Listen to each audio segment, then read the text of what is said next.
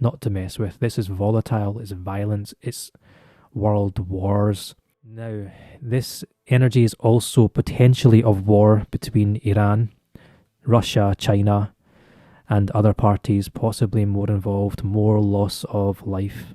I'll come back to that because the Moon Mansion also hints of that. This war might be nuclear.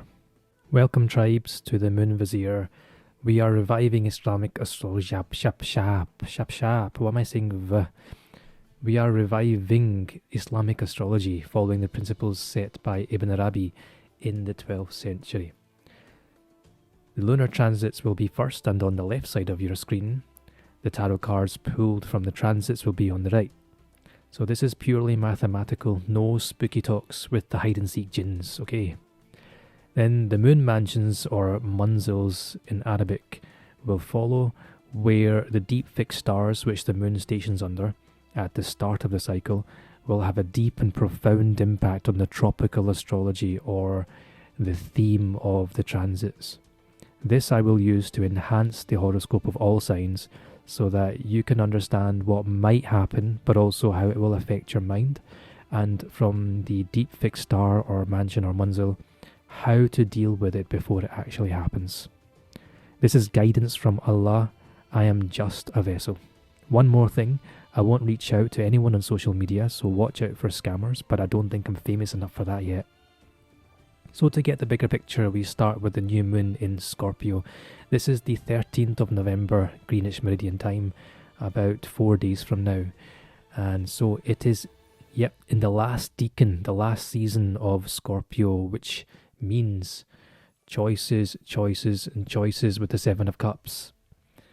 There are plenty of frightening cups to choose from. There's so many options that it's difficult to choose the right one. And amongst these options is one which will cause misfortune, which is why this girl here is so scared of choosing the wrong option. This is like one which will cause misfortune, like a snakes and ladders type thing. Who's the snake in your life? Where is the ladder? This is a time to reflect on what the universe is presenting and whether the snakes are just illusions. The moon is hidden, the choices are unclear, even more unclear, which is why we will all find it easier to make decisions with some spiritual guidance. The moon, the sun, and Mars are all triggered to realize Uranus, the Seven of Coins. Amongst all this heat and light, someone or some things around us, either now or from a past situation, pees us off so much that we want to immediately take revenge. But that could cause a gaslighting scenario where we are blamed for our reaction, even if it's justified. So with the Seven of Cups, we have other options. Not all of them are as beneficial as they seem. Again, the snakes and ladders. So we must take time to deliberate our options. I'm saying snakes and ladders because it's a vivid picture coming to my mind from the Lightseers Tarot. So we must take our time to deliberate our options, to get out of a fantasy land and choose the higher option. And by being a more diplomatic and calm person, the Uranus liberation might gift us a way out of this hot drama. This group of energy is well linked to Neptune, the Ten of Cups, as a big happy family sort of energy, or protecting what we have. So this choice will have a big impact on our family's well-being, on our ability to provide for the family, for the future, if we are single. Neptune is, however, retrograde, so something from the past or someone in our family belonging to the past will be changing, either letting go or some other change in the relationship. The sun in Scorpio is stimulating themes of death and rebirth, and Pisces is deeply spiritual, and both are all things occult. So our religious beliefs or practice is influenced by the choices we will make now. So we come to Mercury and Venus, both talking nicely to each other. Mercury in Sagittarius is a direct, straightforward way of speaking, and Mercury usually intellectual and thoughtful. In Sagittarius, it's quick-spoken and brash, 8 of Staffs. This is fast, light speed, and with Mercury, it's fast, light speed communication coming in. However, Venus in Libra is providing some softened qualities of communication and thought regarding the Two of Swords. Again, this energy of fork in the road that hasn't left us for the last 2-3 months. Venus will transit to the Three of Swords. You can see that underneath. And that's going to happen in 2 weeks. Which is telling, because the communication could be upsetting, whatever that communication is. Mercury transits to the Ten of Staff. And that's an indication, in order for our life to move forward, we will need to let go of some burdens to get to the top, to move forward. Okay, hope you can see that. Hope you can understand how the energy plays out just by looking at the cards here. It is pretty simple. Venus is positively linked to Pluto, the transformation of a relationship. So Pluto is the Four of Coins, still in the Four of Coins because it's a very slow energy to move. And it's going to go well if Mercury can handle the square that it has to Saturn, the Eight of Cups. So the communication that comes, can we let go? And if we can, Pluto will transform the relationship, potentially from a monetary perspective. So we got to walk away, we got to focus on ourselves. We have help from Saturn to deal with the burdens, because Saturn likes to constrict a karmic energy, a disciplinarian. And by doing that, we deliver karma to someone else for what we're doing, for the choices that we're making, or we set up good karma for ourselves later. This is basically another test. At least that's the new moon, or that's what the new moon is asking you to reflect upon. The Two of Swords is going to make it difficult to choose, but you have got to have the faith and make that choice anyway. The Seven of Coins also talks about faith. The moon reaches the Eight of Swords. So let me reveal that. This is by the full moon in Gemini, so that's towards the end of the month. This is about breaking free from the chains. These swords are basically stopping and blocking progress, and even we behind these swords are blindfolded. But that's another sign of having faith. 2 blindfolded images right here. That comes next. That comes in the next that comes in the next video that I will do for you in 2 weeks. But for now, let's start the moonwalk. Just before the new moon, I want to mention this, just before the 13th of November, a couple of days before, Mars is in Scorpio, and it's at 21 degrees, and it's opposing Uranus in Taurus, also in 21 degrees. Okay, so we have this opposition, which trigger each other. Now Mars is fire, real fire, and proper, hot, directive, authoritative fire. In Scorpio season, it's also ruled by Pluto, the Plutonian fire as well. Serious transformation, not to mess with. This is volatile, it's violence, it's world wars, potentially. And Uranus is all about sudden surprises as well. So Uranus may indicate the global situation changing suddenly. I say global, I don't mean that. I mean as in worldly situation changing suddenly. The material codes, new rules and new decisions by world leaders to which a violent or volatile reaction is the result with Mars. As if Mars, the lower energy in the hierarchy, versus Uranus, the higher star. The people versus the government's theme. So more protests, which could get ugly. More restriction of our ability to protest has already started in the UK. We're being told that we can't even protest on a certain day that marks a certain moment in history, so they're focusing on what happened historically as opposed to what's happening now. Now, this energy is also potentially of war between Iran, Russia, China, and other parties, possibly more involved, more loss of life. I'll come back to that because the Moon Mansion also hints of that. This war might be nuclear, or these wars might have an ugly nuclear discussion around them or threats around them, because that's what's happened in the past with this sort of alignment. Jupiter is right next to Uranus.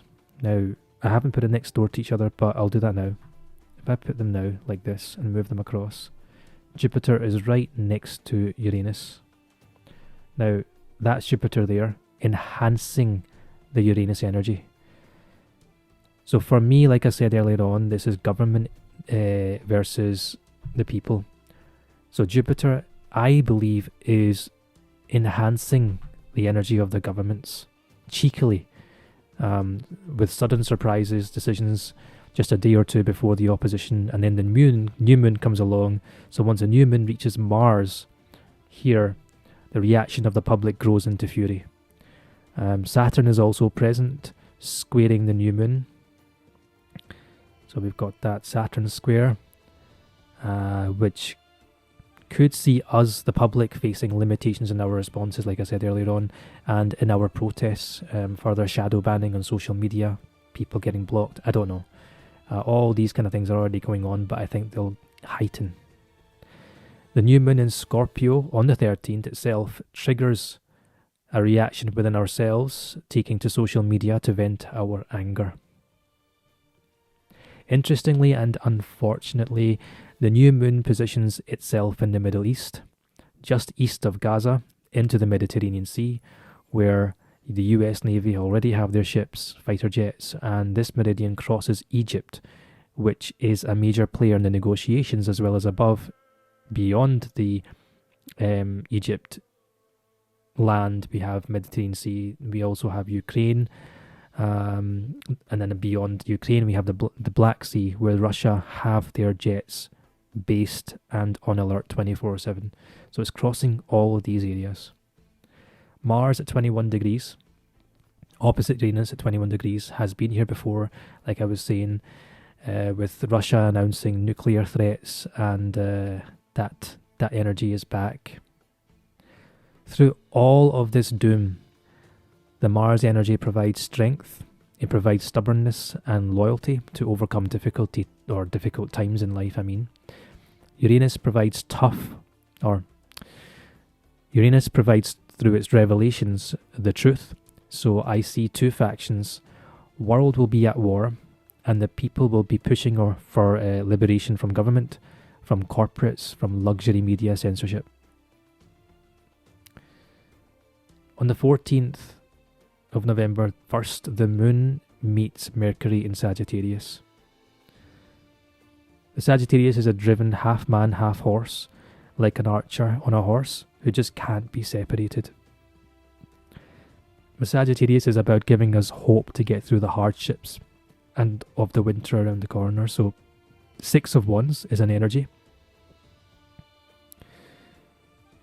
of success. 6 of Wands is a card I get reminded of again from the Rider-Waite Tarot, which is an energy of success, and in the tarot is an image of a horseman, which is how really fitting with a staff or a wand like that of an archer. So some entity is having the advantage over these wars, and they think that they're winning.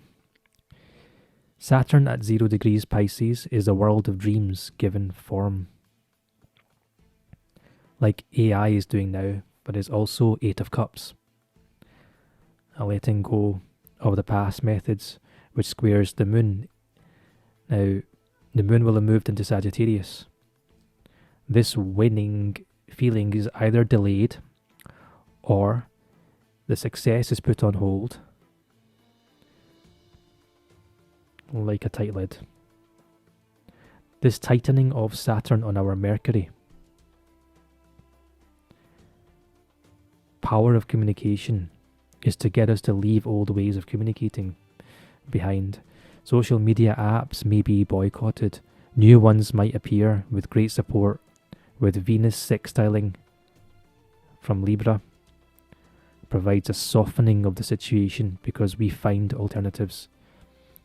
But Mars and Saturn connect as well on this day. There's Saturn, there's Mars back up here. Driven to make choices by the walking away. Mars and Saturn conjunctions usually mark a huge worldwide event which had already the themes of nuclear war with the Mars and Uranus opposition earlier. The reaction to nuclear war threats could be what this is all about. On the 18th of November, the Moon meets Pluto and triggers the thoughts embedded in the Four of Coins, which is charity or our money box, but the negative connotation is being greedy. However, there is no negative aspect complicating the picture.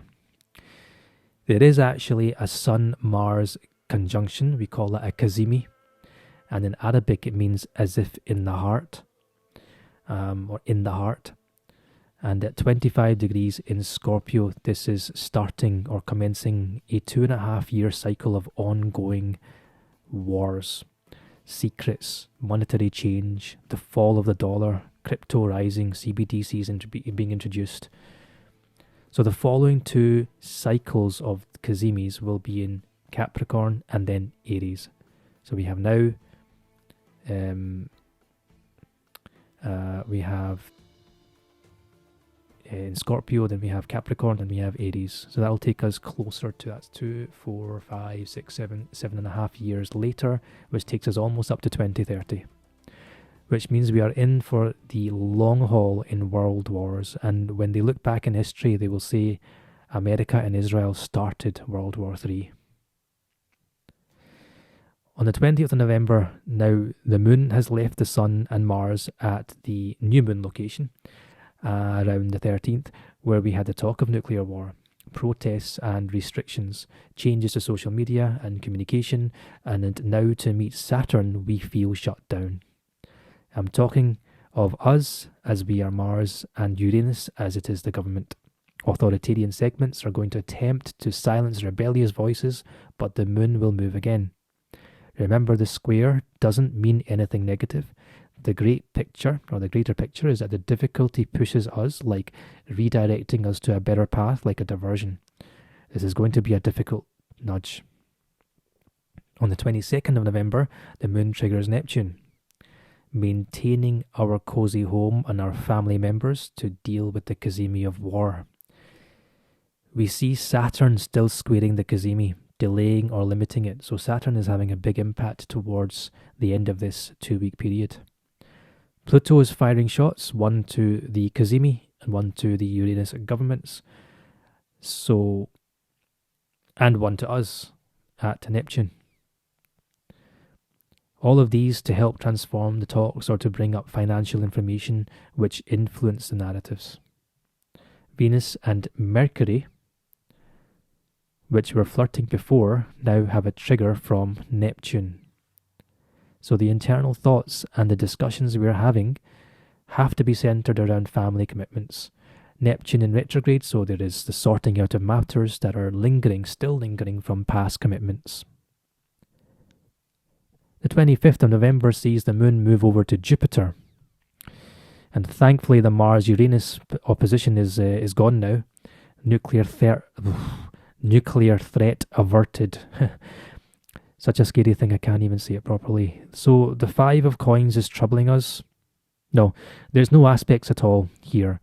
So the energy of the 5 of Coins internally is light. But it is worry about well-being, financial difficulty, and unable to see the opportunities that linger in the shadows. You need to know you're never stuck in any situation forever. That's how life is and how the tests of life present. This energy is an illusion. And remember, we have the 7 of Cups. So this cycle is presenting illusions. and it's going to be a tough time for us to make the correct choice. Just a feeling. An illusion is just a feeling the moon gives us at this position, enhanced by Jupiter. It isn't actually real. On the 26th of November, shortly after the moon is with Uranus. The 2-week transit is a pretty hot burner. By the time our mind, the moon, reaches this position of Uranus, we are in the Seven of Coins energy. We are returned to face the government, reflect upon their decisions, and but also have faith about the issues we faced in the last 2 weeks. That's before the full moon on the 27th. Mars, Sun, and Mercury will be in Sagittarius together. So Mars and Sun catch up to Mercury, but they are squaring Saturn in Pisces. This is fiery energy, fun energy. Remember, both Sagittarius and Pisces are ruled by Jupiter, the expansive willpower to go out and enjoy. But Saturn, expansive here, also saying, hold on, slow down, delays potentially in travelling since it is Sagittarius. Mars squaring Saturn, they will both be at 1 degree. This is the Star Wars way. This is the stars' way of announcing a night with Mike Tyson in the ring. Just had to say it. So now we start the horoscope for all signs, but we have to understand the mansions, the manzils, how the moon, the positioning of the moon will affect the horoscope. The new moon in Scorpio stations in Al-Qalb, lunar mansion 18. And that is this one, which Qalb means in the heart. Now, I talked earlier on about loss of blood in this 2-week transit, or the energy of it, and that's enhanced by the moon position, Al-Qalb, potentially. Now, from Christopher Warnock, here the focus is upon the protection of health. We do not want to rouse this energy against us. The fact that the snake crawls on its belly indicates both protection and the need for protection from illnesses and ailments of the stomach. We should be careful not to eat to excess, as we are particularly prone to stomach upset under this mansion. At 20 degrees, the new moon is almost conjunct Zubeneschmali, the deep fixed star, which rules the middle section of the colon in the human body. So protect your colon. This is where the immune system fails because of the junk we eat clogging up the microbiome. This is a really blessed star in its positive aspects, speaks of ambition and good fortune, honours, wealth and happiness, high ambition and psychic preferment. For Ibn Arabi, the moon's mansion is called Al-Qabid, which means the seizer, the gripper, the restricting. The element fire of meteors and ether, which is really, really fascinating because we have that right here in the Mercury in Sagittarius position, the 8 of Staffs. The letter associated from the Arabic is the letter Ta. It's like the colon, restricting and releasing of the muscles, so much also to do with money, giving and taking. Money is just an example. Could be a lot of different things. Taking from people, giving to people, their energy, being kind. Could be the opposite, being angry. Giving people anger, taking, receiving their anger. So there's this at play in this mansion. Read the surah to get the good qualities of the star. From Surah Al-Baqarah, its full form in the Quran, it comes up as Al-Qabid Al-Basit, or Al-Qabid Al-Basit, which is mentioned only once throughout. Okay, so how does that affect the signs? We start with Aries. Sun, Moon, or Rising, preferentially Rising and Moon. This is stationing in our 8th house. So now it's stationing in our 8th house with the sun and the moon together there. So sun signs are going to be heavily involved as well here. It's release and transformation. Okay, so the themes we've just been talking about are seriously strengthened and enhanced for Aries. All three energies are here. With Mars firing up our mind, being sharp and competitive, we will be tasked with researching taxes, shared resources. This house is also of gaining wealth through such relationships. And so we will be very intense and on edge.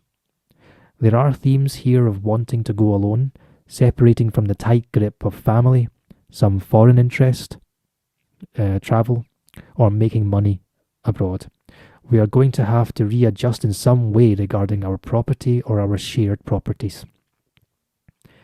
The theme of protection in the mansion, getting documents right if tax related, finding the correct documents, logging them properly, checking and double checking, and from all the worry and stress, our digestion may be affected.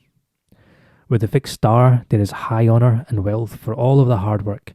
The energy kicks off on the 13th, and then on the 26th, again, we have renewed faith.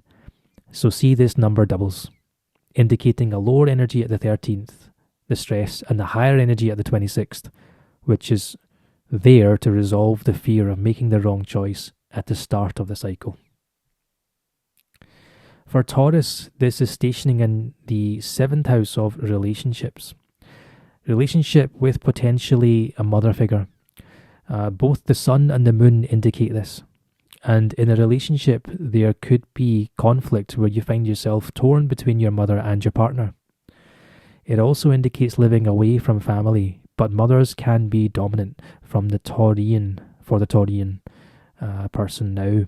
Mars in the same place is a sign of struggle and mixed relationships with people. You are making a choice between possibly your mother and your partner, or what you desire that could be travel.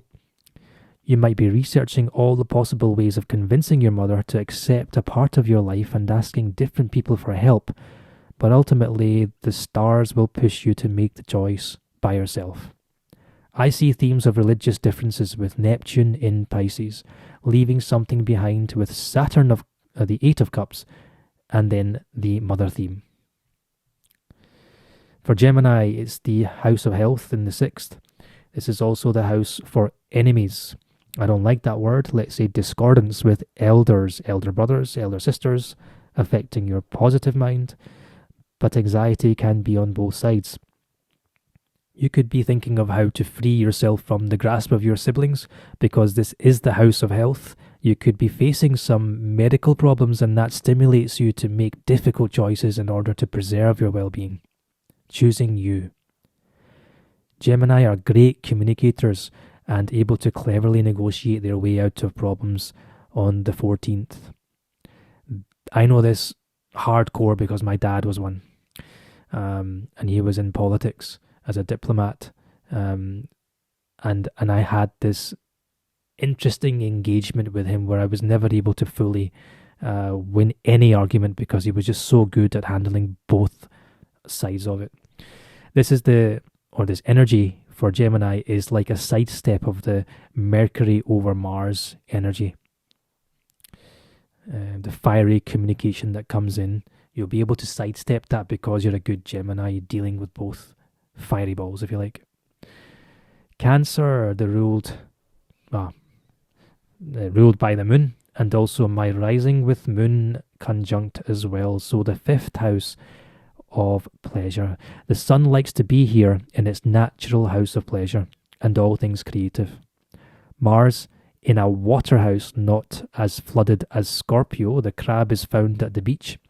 So it's like driving a car along the edge of the beach with one side of tires splashing the water. It's a fun energy, right? Playful, pretty playful and risky. Remember, we are making a tough decision, walking away from something that we used to enjoy for another interest, which we already looked into or are now looking into.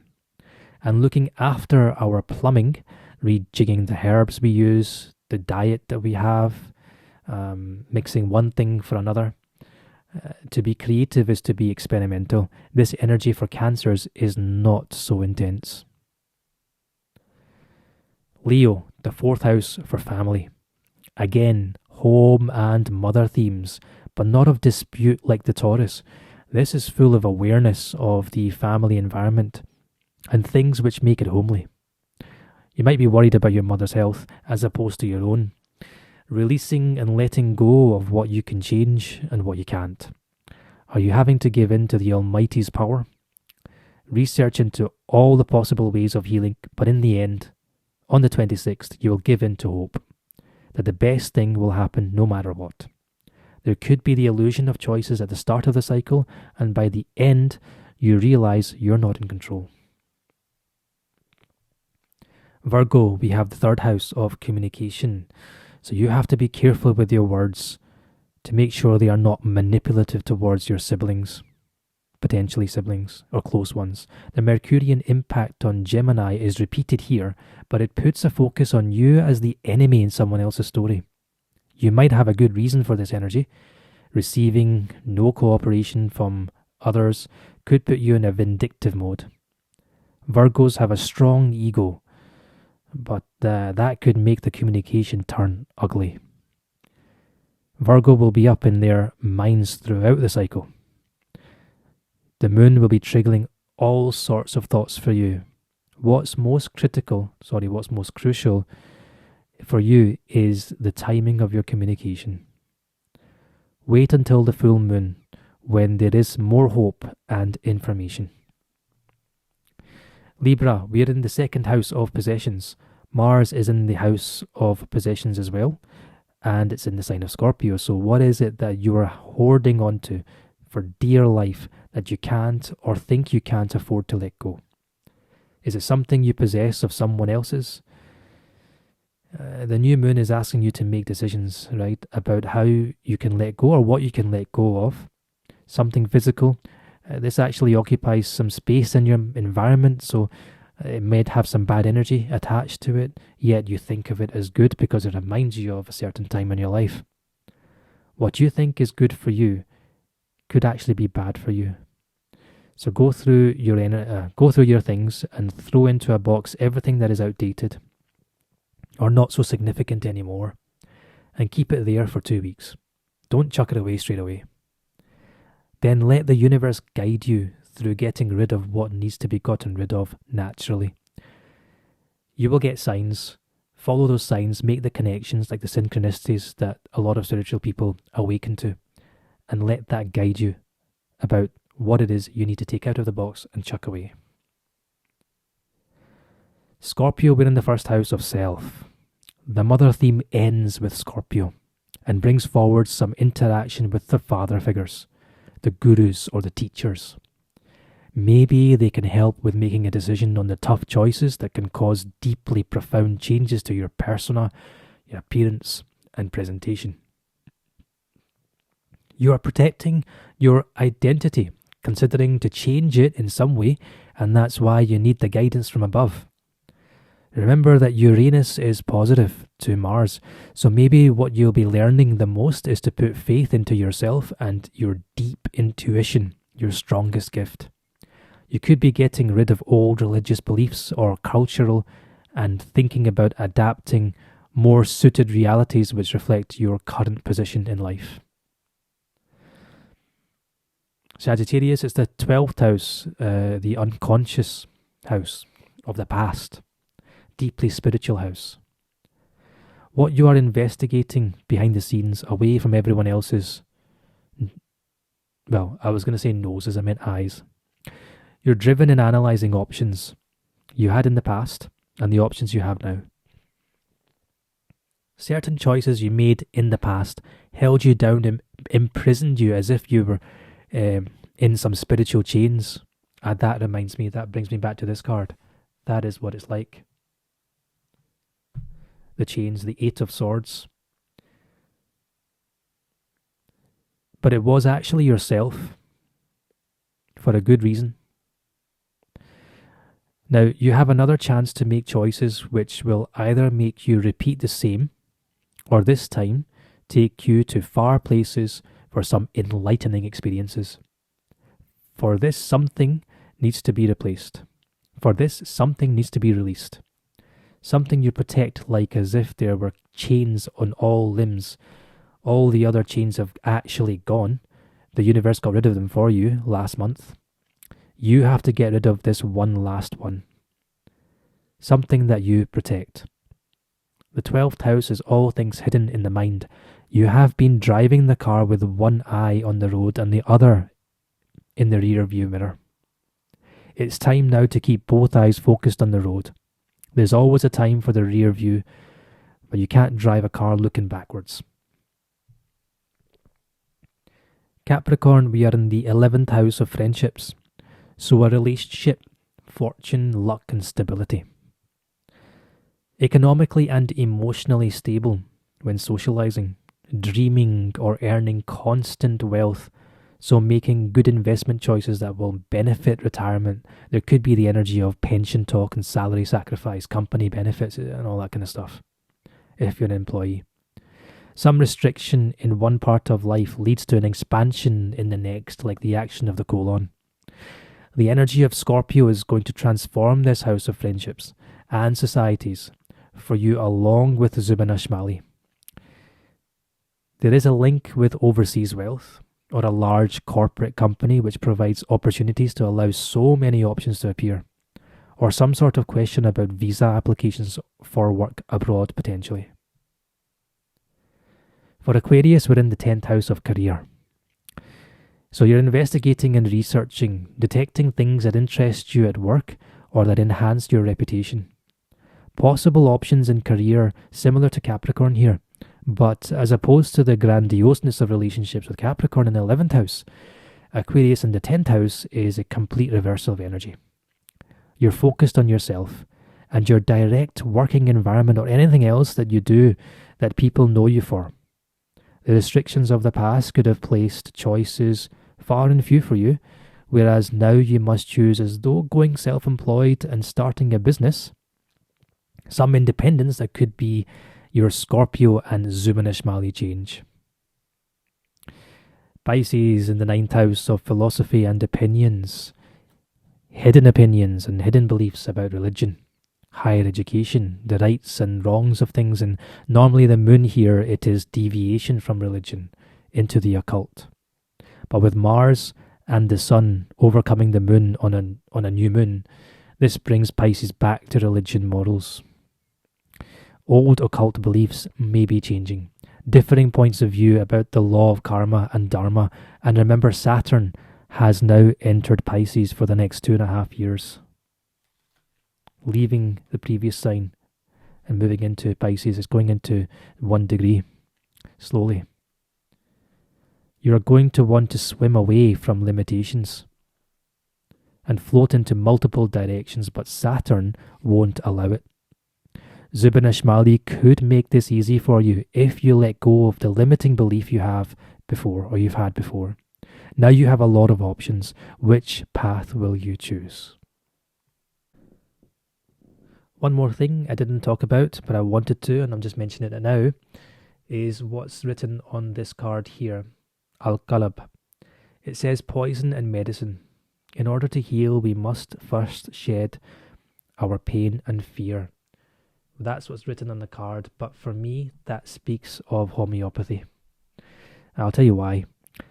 Poison, if you take any plant which has been used for medicine, if you take it in its raw form, it's too strong to be taken for healing purposes. It can cause the end of you. It's too strong. So we call that poison. But if you take that same plant and you dilute it, like they do in a homeopathy, they dilute it 1,000 times or thousands of times, and they get different potencies from that. The tiniest of energy is left over. That can cause healing and completely cure any disease that you have. So it's interesting that Al-Qalb refers to the heart. We have a sun, Mars Kazimi, which essentially means from the heart. And then we have this message of healing. The belly is involved with the mansion, and it's the colon has been restricted and then released, restricted and then released. we've got to take a little bit of a poison. We've got to bite something hard that we don't like this next 2 weeks, so that we can release ourselves to be able to make the correct choice. And could be anything in your life that you really don't like. You're going to have to swallow that pill before you can allow the energy of release to take place. And so you can move forward into the next 2 week cycle, where after the full moon, you're now given the opportunity to make changes in your life. That was just a very interesting additional message. See you next time.